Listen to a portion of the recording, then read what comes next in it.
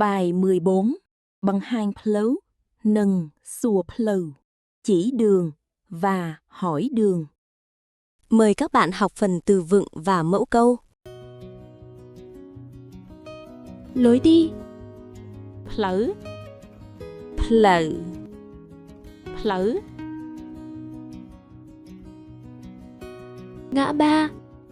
Pleu bầm bái, Pleu bầm bài. pleu bầm bái. Ngã tư. Pleu bầm trái chỉ 4, Pleu bầm trái chỉ 4. pleu bầm trái chỉ 4. Rẽ trái. Bọt chuếng, Bót chuềng.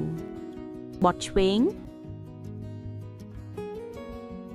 Rẽ phải. Bọt đắm, Bót đầm. bọt đắm. Đi thẳng. Tới tróng, Tới tròn. tới tróng. Quay lại. Trở lậpក្រោយ, Trở lópក្រោយ. trở lậpក្រោយ. Gần. Chết, Chết. chết. Xa.ឆ្ងាយ,ឆ្ងាយ.ឆ្ងាយ. Trước mặt. ខាងមុខ, Kháng muốc. ខាងមុខ. Phía sau. ខាងក្រោយ, Khángក្រោយ. ខាងក្រោយ. Ở đâu. នៅឯណា,នៅឯណា. នៅឯណា. Chỉ đường. បង្ហាញផ្លូវ, Bằng háng pleu. បង្ហាញផ្លូវ.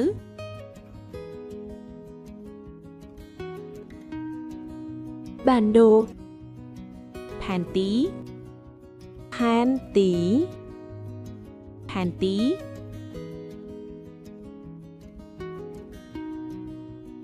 Cầu. ស្ពាន, Spiến.ស្ពាន.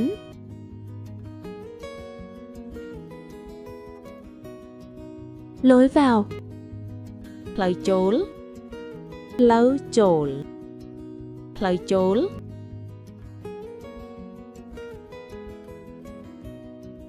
Bến xe. ស្ថានីយ៍ឡានក្រុង,ស្ថានីយ៍ឡានក្រុង. ស្ថានីយ៍ឡានក្រុង.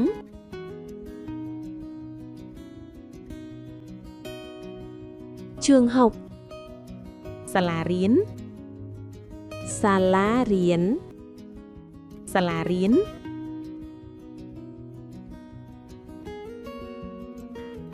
Bệnh viện.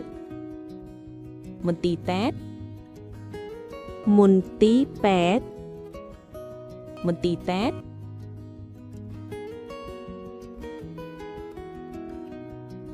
Cửa hàng. ហាង, Hàng. ហាង.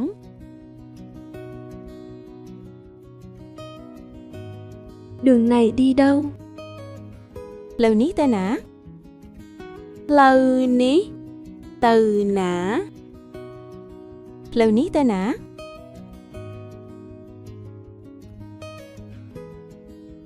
Có thể rẽ trái ở ngã ba không. បត់ឆ្វេងនៅផ្លូវបំបែកបានទេ? Bót chuếng nơ pleu bầm bạch bàn tế. បត់ឆ្វេងនៅផ្លូវបំបែកបានទេ?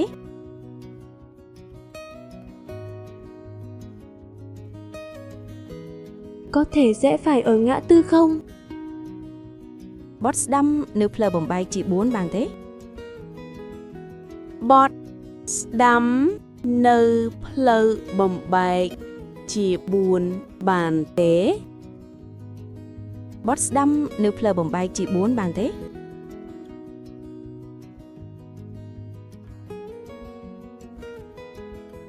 Tôi nên rẽ trái hay đi thẳng? Q Khiêu cua bọt chvéng rư tới trống. Nhóm cua bọt chvéng rư từ trống. Khiêu cua bọt chvéng rư tới trống. Tôi nên rẽ phải hay đi thẳng? Khiêu cua bọt đắm rư tới trống. Nhóm cua bọt đắm rư từ trống. Khiêu cua bọt đắm rư tới trống.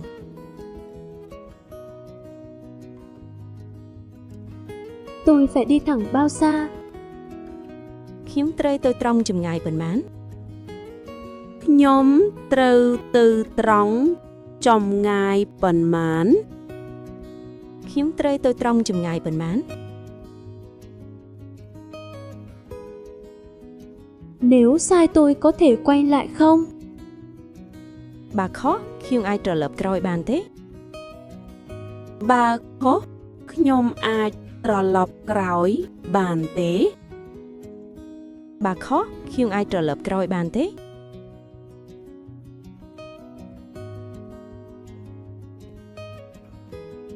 Cửa hàng ở gần hay xa? Háng nơi chích rư nơi ngái. Háng nơi chích rư nơi ngái. Háng nơi chích rư nơi ngái.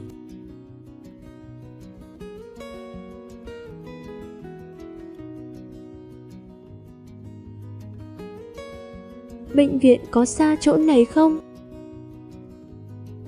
Mình ti pết nơi ngái pitini thế. Môn ti pết nơi ngài pitini tế. Mình ti pết nơi ngái pitini thế.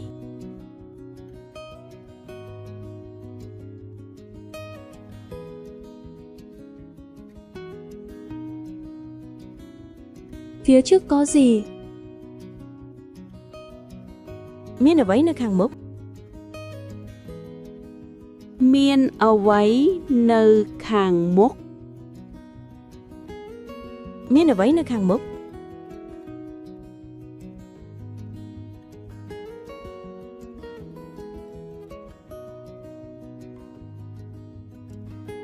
Phía sau có gì? Miên ở vấy nơi khang kroi. Miên ở vấy nơi khang kroi. Miên ở vấy nơi khang kroi.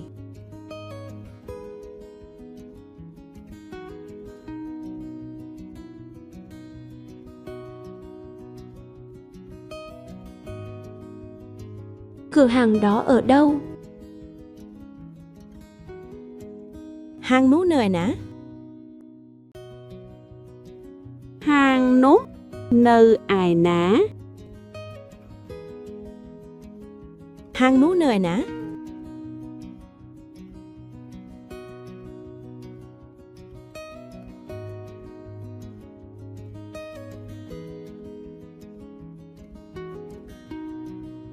Bạn có thể chỉ đường cho tôi không? Nè ai bằng hang plơ ở khiêng bàn thế. Nè ai bằng hang lứ ai nhung bàn tế. Nè ai bằng hang plơ ở khiêng bàn thế.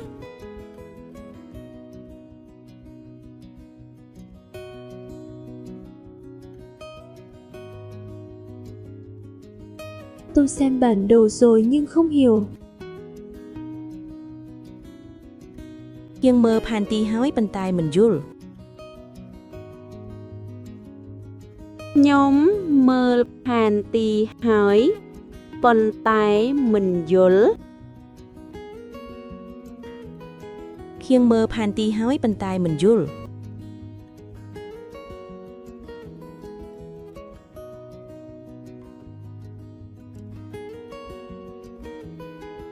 Trên đường này có cầu không? Miên spien nơ lơ plơ ni thế. Miên spien nơ lơ plơ ni tế. Miên spien nơ lơ plơ ni thế.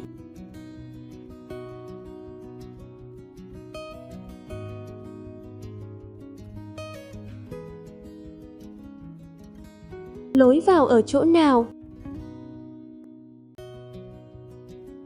Pleu chố nơi cạnh lành ná. Pleu chố nơi cần lành ná. Pleu chố nơi cạnh lành ná.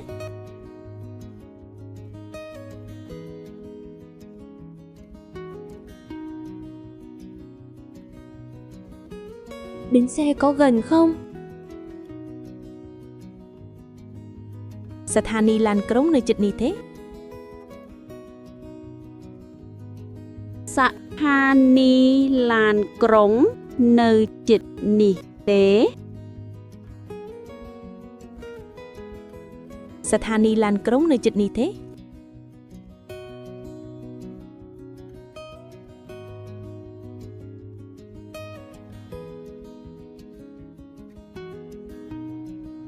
Trường học ở phía trước hay phía sau?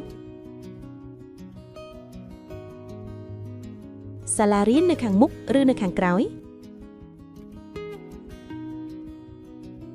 សាលារៀននៅខាងមុខឬនៅខាងក្រោយ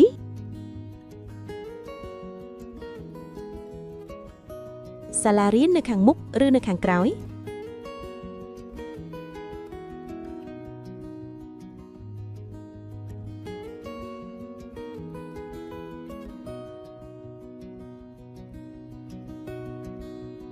Bệnh viện có ở trên đường này không?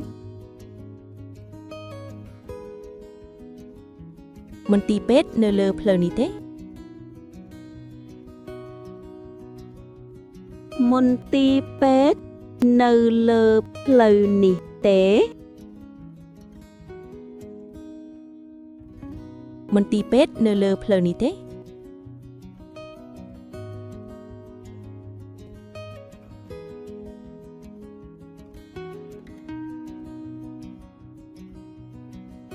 Cửa hàng có gần cầu không? ហាងនៅជិតស្ពានទេ